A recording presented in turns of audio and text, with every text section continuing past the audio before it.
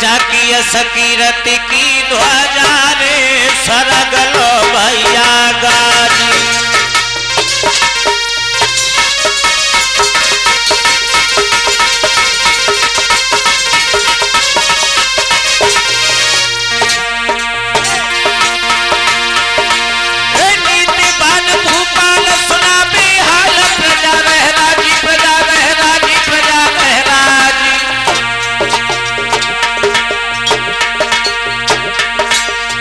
सकीरत की ध्वजा रे सरगलो भैया गाज।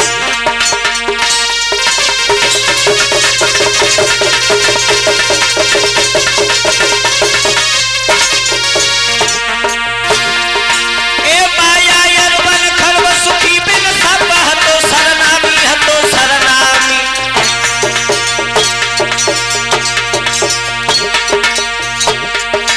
और प्रजा में कोई नहीं करे रौले के राजा की बदनाम।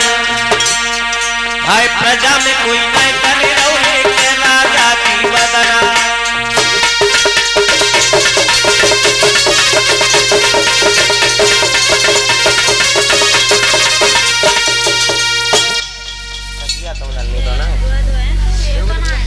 महाराज उग्रसेन जो मथुरा नगरिया के रहने, जिनकी पत्नी का नाम है पवन रेखा, घर में किसी बात की कमी नहीं है।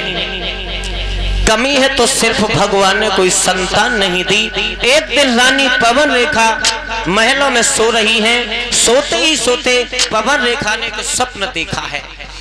और जब स्वप्न देखा, जैसे ही स्वप्न खुला, महारानी पवन रेखा चीखने लगी, कहने लगी है महाराज।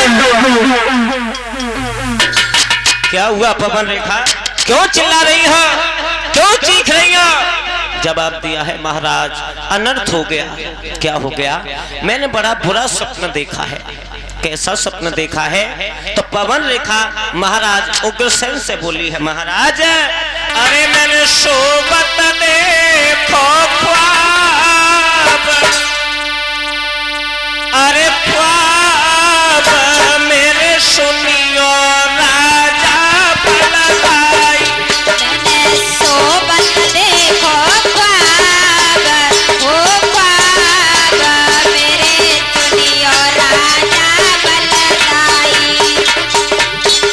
महाराज सपने में इज्जत चली गई, सपने में इज्जत चली गई।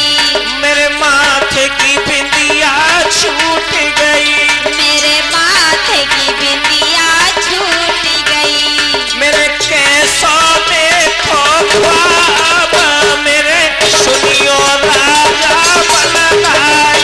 मैंने कैसा देखो ख्वाब, ओ ख्वाब मेरे सुनियो राजा बलदाई। मेरे सोबत देखो ख्वाब, अरे ख्वाब मेरे सुनियो राजा बलदाई। मैंने सोबत देखो ख्वाब, ओ ख्वाब मेरे सुनियो राजा बलदाई। मैंने बड़ा बुरा स्वप्न देखा है। स्वप्न में पचरंग पलका की पाटी टूट गई, मेरे माथे की बिंदी छूट करके गिर गई। महाराज उग्रसेन कहने लगे हैं पवन रेखा मुझे पता है तुम ऐसे स्वप्न क्यों देखती हो। तुम्हें बार बार ये चिंता होती रहती है कि हमारे घर में किसी संतान ने जन्म नहीं लिया है। इसलिए तुम एक काम करो, साथ की सहेलियों को साथ में ले लो, रथ को तैयार करवाओ और तुम बगिया में घूमने के लिए चली जाओ, जिससे तुम्हारा दिल बहल जाएगा, बुरे स्वप्न आना बंद हो जाएगा।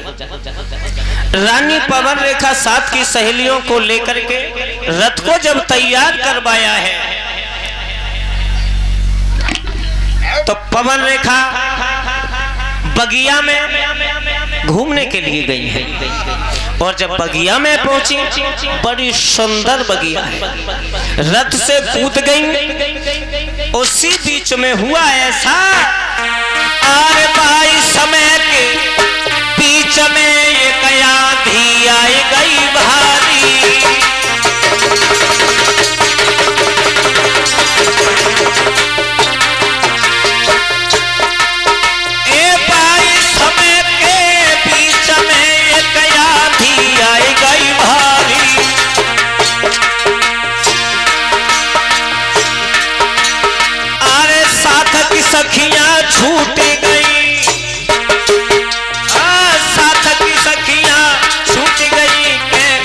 दुखिया रही दुखियारी। जैसे ही आंधी आई है साथ की सहेलियों से पवन रेखा छूट गई, बहुत लंबी निकल गई जंगल में।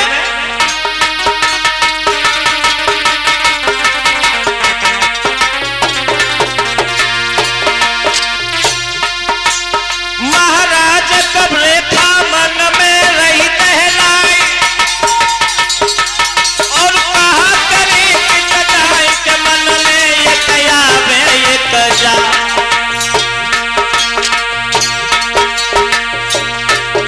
भैया होनी है बलवान करमगत टारे नाय करे। अब तो होनी है बलवान करमगत टारे नाय करे।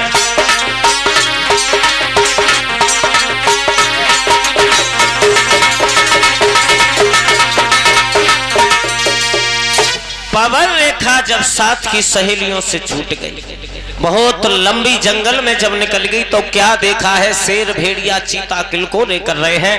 महारानी पवन रेखा को डर सताने लगा और जब डर सताने लगा है तो पवन रेखा चिल्लाने लगी है, कोई हो तो मुझे बचाओ, कोई हो तो मुझे बचाओ। लेकिन वहां कोई नहीं था। एक दुर्व मिल्क नाम का राक्षस रहता था, मायावी राक्षस। और जैसे ही पवन रेखा की आवाज दुर्व मिल्क नाम के राक्षस के कानों में पहुंची, दुर्व मिल्क ने देखा कि रानी पवन रेखा बगिया में आई हुई है जो देखने में बड़ी सुंदर है, हम पवन रेखा के साथ में छल करेंगे।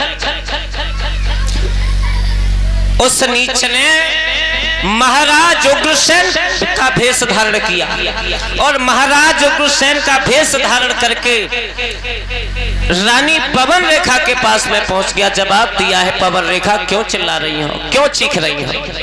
महाराज उग्रसेन के भेष में विजयपाल उस दुर्वमिल नाम के राक्षस ने कहत हो के सेवानी चले करो सती संभोग।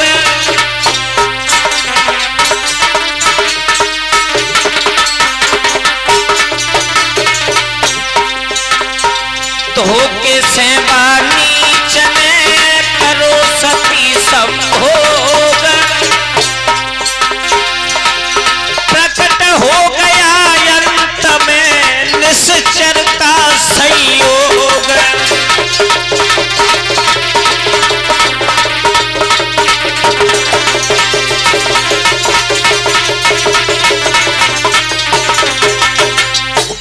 पवन रेखा के साथ में धोखे से दुर्व मिल्क नाम के राक्षस ने जब संभोग किया है, उसके बाद वो दुर्व मिल्क नाम का राक्षस अपने भेष में आ गया।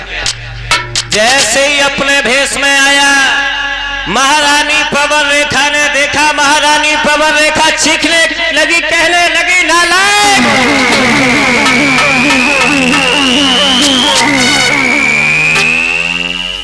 तूने मेरे साथ में छल किया है। अगर मुझे ये पहले मालूम पड़ जाता तो मैं तुझे पहले से श्राप दे करके जला करके राख कर देती, लेकिन अब तो तू मेरे श्राप के योग्य भी नहीं रहा।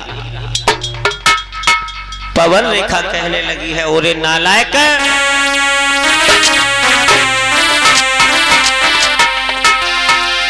अरे तेरो जइए सत्यानाश, अधर्मी धर्म बेगाड़ो मेरा।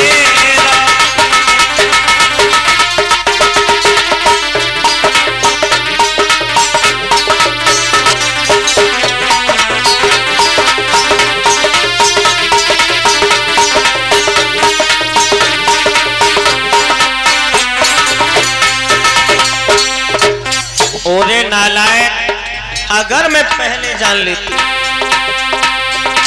मैं पहले जान जो लेती, तेरा को भस्म कर देती। मैं पहले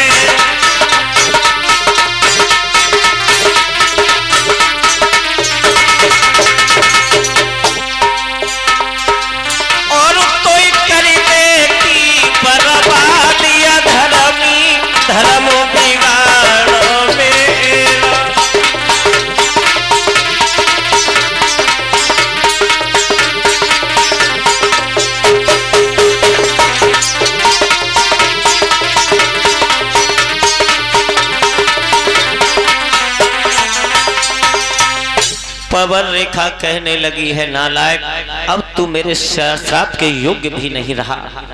पवन रेखा वहां से वापस हुई, ना साथ की सहेलियों को बताया, ना ही महाराज उग्रसेन को बताया।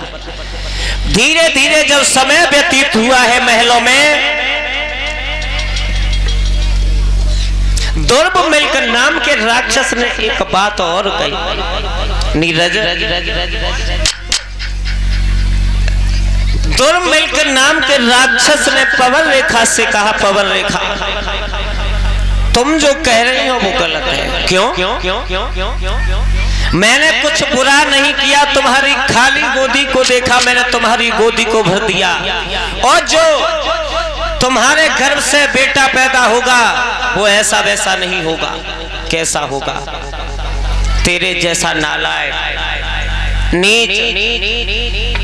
दुर्मिल्क नाम का राक्षस बोला है, सुनो पवन रेखा, वो बेटा कैसा होगा इस बात का विशेष ध्यान रखना।